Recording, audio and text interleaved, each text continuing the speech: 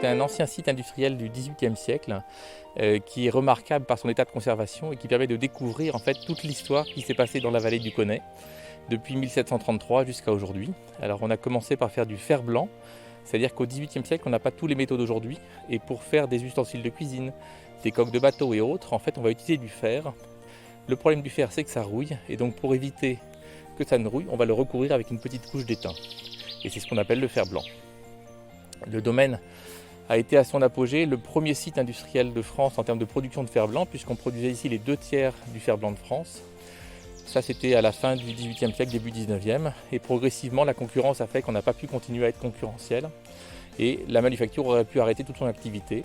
Mais heureusement, à l'époque, les patrons avaient financé un inventeur qui a conçu la première machine industrielle pour fabriquer des clous.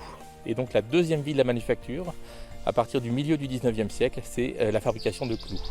Et on a la chance d'avoir encore des machines pour montrer aux gens comment fabriquer ces clous. Et donc aujourd'hui, le site ne fait plus du tout d'industrie.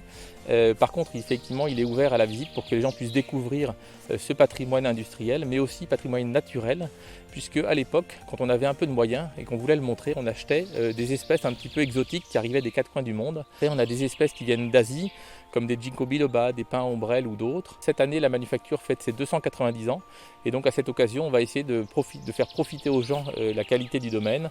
Et donc on a différents événements tout au long de l'année avec des concerts, des présentations d'œuvres d'artistes, des animations qui sont réparties sur toute la saison. Depuis cette année, on a également accueilli une boulangerie-restauration rapide qui s'appelle La Petite Pause et qui permet aux gens de venir se poser justement après la visite, pendant la visite, pour déguster un bout de tarte, un café, ramener une brioche ou du pain.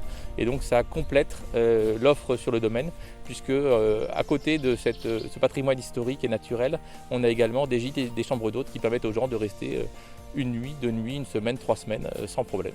Dans les loisirs qui sont proposés aux gens, outre le domaine en lui-même, on a aussi très proche, à moins de 100 mètres, la voie bleue qui permet de faire du vélo le long du canal des Vosges avec quasiment 150 km à plat pour profiter de la nature tranquillement.